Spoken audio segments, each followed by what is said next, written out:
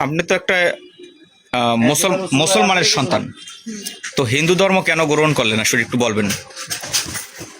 হিন্দু ধর্ম গ্রহণ করছি, প্রেম করছি, সম্পর্ক করছি, মায়া বাসনা হয়ে গেছে, হেলে ঝালে হয়। লেখালেখা 1%, তাই এই যে হিন্দু ধর্ম গ্রহণ করলেন, আপনি একটা মুসলমান মেয়ে, এই ধর্ম ধরে রাখতে পারবেন? এখন আপনার কি নাম, শাশুড়ি মা। বাসা কোথায়? শ্বশুর বাড়ি বোটখালি, বাবার বাড়ি বদরখালি। আচ্ছা, আপনার স্বামীর নাম কি? মিলন হাম। বিয়ে হয়েছে কত বছর? 3 বছর। এর ভিতরে ছেলে মেয়ে আছে? একটা ছেলে। একটা ছেলে। তো এই যে আপনি মুসলমান থেকে হিন্দু হলেন, এই যে শাঁখা সিঁদুর দিচ্ছেন, এই 3 বছর কেটে গেল, এর ভিতরে আপনার কখনো কি কোনো ভালো মন্দ লাগলো না নাকি? এটা না না, খারাপ কিছুই না। প্রথম প্রথম একটু খারাপ লাগছিল, পরে থাকতে থাকতে কিরকম খারাপ লাগছে একটু বলবেন? খারাপ লাগছে, বাপ মার কথা মনে পড়ছে। আচ্ছা, আপনার বাবা মা কি, আপনি যে মুসলমান হয়েছেন, হিন্দু ছিলেন না, আপনি একটা মুসলমান মেয়ে, তো আসলে আপনার বাবা মা কি মেনে নিচ্ছে? না হ্যাঁ, কেন নেয়নি? না না, হ্যাঁ সাইডে আই পড়ছি, ধর্ম ত্যাগ করছি। এই জন্য আপনার বাবা মা মেনে নেয় না।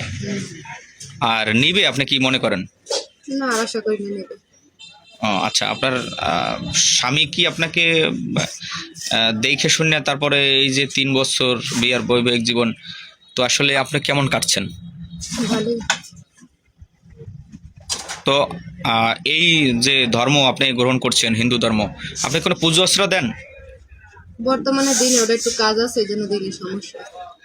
আহ, হিন্দু হয়েছেন কিন্তু সেই কাজ করেন না? হুম। আচ্ছা, আপনার স্বামী করে? হ্যাঁ হ্যাঁ করে। আচ্ছা, আপনি কি কোনো নামাজ টামাজ পড়েন? হুম। মানে আপনার ধর্ম আপনি পালন করেন না?